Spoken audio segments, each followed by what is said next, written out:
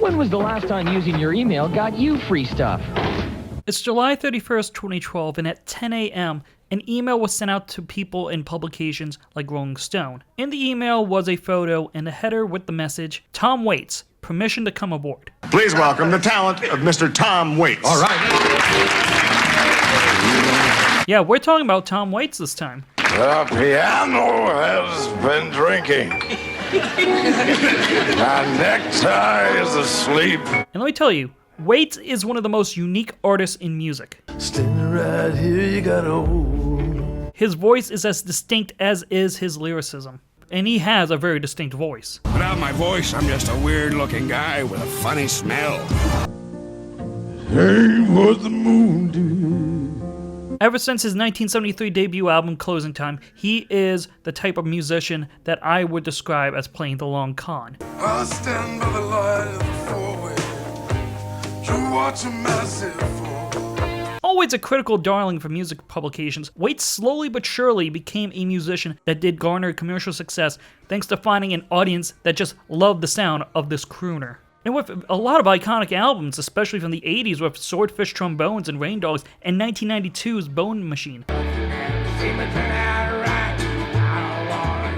Waits is the type of musician that has, if anything else, aged like wine. So by the time this email was sent to Tom Waits fans, Waits' most recent album, Bad As Me, came out the previous year, which satiated a 7-year drought between albums. But with this new announcement came speculation as to what Waits had on the docket. Some were believing it to be a new album being teased. Others thought a tour was in the works. And eventually the answer to this teaser would come a week later, when the official Facebook page for the singer posted the answer, which turned out to be a YouTube link to Waits' new music video. Oh, okay. I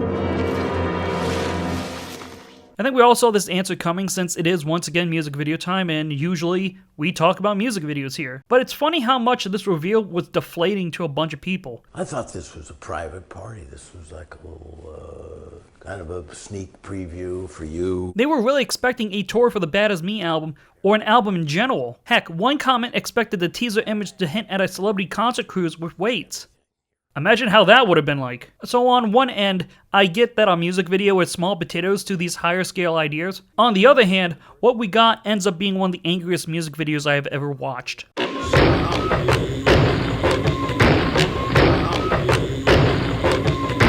had a good home and I left. The 12th track off Waits' 17th album, Hell Broke Luce, has the distinct honor of having a music video despite not being a single off it. I will have satisfaction. I will be satisfied. Actually, another song, Satisfied, has a video despite not being a single. Odd creative choices, but I digress. Now, the album came out in October 2011, while the music video to Hell Broke Luce would come out August 2012. A bit wild that it would be 10 months after the album's release, but I guess Waits really wanted to make a music video to this specific song. Which, knowing the possible inspiration for the track, I totally understand. Hell broke loose. Hell broke loose. But I'm getting ahead of myself. Let's first talk about the production of the video. Hell Broke Luce was directed by Matt Mahurin. Now, Tom Waits isn't really known for his music videos. In fact, he only has 16 in his videography. But with how small his music video count is, he did have repeat directors for his videos, one of them being Mahurin. In terms of a career, Mahurin has been an illustrator and photo essayist for a number of publications from the likes of Esquire, Rolling Stones, the New York Times, and so forth. But in terms of directing music videos, this started in 1986 with the likes of Peter Gabriel, John Fogerty, Joni Mitchell. By 1987, he would really hit his stride, thanks in part to U2's With or Without You, of which he was nominated for Best Cinematographer at the MTV Video Music Awards. In the years that followed, other bands he would shoot for range from R.E.M., Alice in Chains, Metallica, Soundgarden. He has a huge portfolio for music video directing, especially being the director for Queenstrike's Silent Lucidity, where the video nabbed 5 nominations at the 1991 VMAs, including Video of the Year and Best Director for Mahurin. I'm smiling next to you in silent lucidity. So with him being such a prolific director, what was his connection with Tom Waits? Can you tell us about your 30-year marriage to Tom Waits in photography?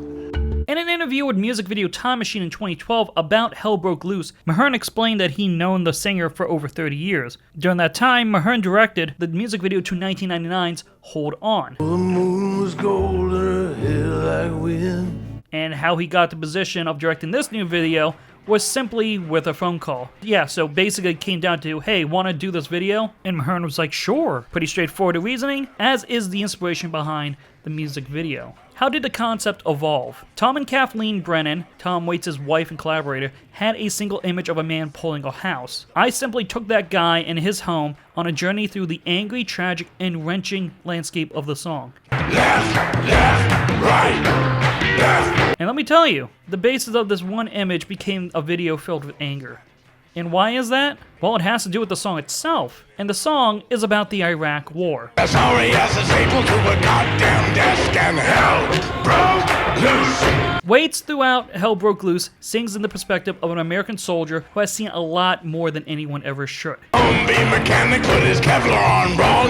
I guarantee you'll meet up at the suicide bomb. He's blinded, he's in pain, he's seen people die, and all he wanted to do was just go home. And eventually he does, albeit not feeling like he's actually back. I miss my home, I miss my porch.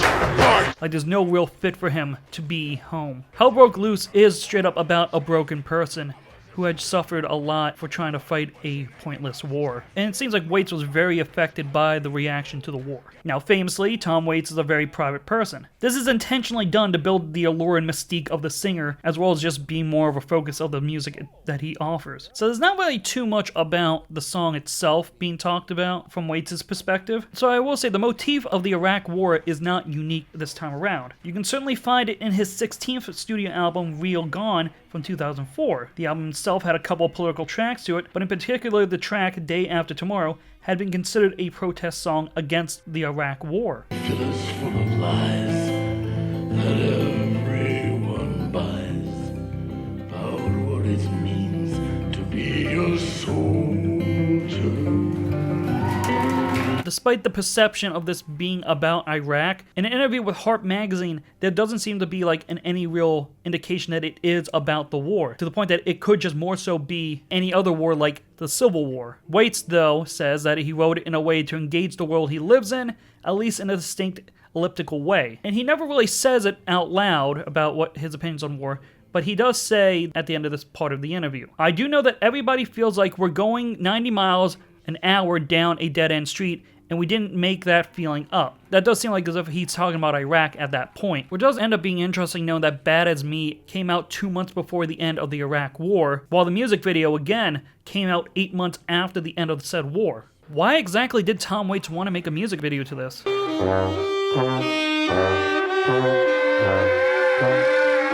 It might have something to do with what exactly the song is about. Now, it's never outright been said this is exactly what the topic is about, but it's heavily implied in the song itself, as it was based on this particular incident that happened in 2004, involving Marine Lance Corporal Jeff Lucey, spelled L-U-C-E, same way as the song. Now, Lucey had seen a lot of things in the war. He had even killed 2 unarmed Iraqi men while fighting, and this traumatized him, resulting in him drinking and doing drugs. And eventually this all culminated in his decision on June 22nd, 2024, nearly a year after coming back from the war, where he was found hanging in his family's basement with a garden hose around his neck. Now, I don't want to go too much into details about this. There is a very famous Frontline article about it that I'll leave in the description, but I will say that this story definitely impacted Waits in some way. Because again, he doesn't outright say that it's about Jeff Lucey, but the song's called Luce, and there's literally a line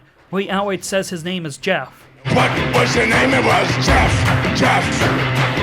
This could probably be the same situation as other famous songs like Pearl Jam's Jeremy. The song is about Jeremy, where they took an inspiration from a real-life suicide and made it into a song of itself, while being fictitious. My mom, she died and never rose. Because at the end of the song, it does say that his mom died, but Jeff's mom was still alive around this time. So this is not one-to-one. It did end up being that this incident did leave a mark on him for enough to make this song.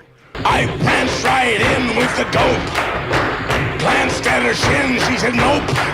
And this song comes with a music video that is just very violent in its imagery. In the music video Time Machine interview with Mahurin, he was asked where he shot the scenes, which he said Tom's performance was shot in California.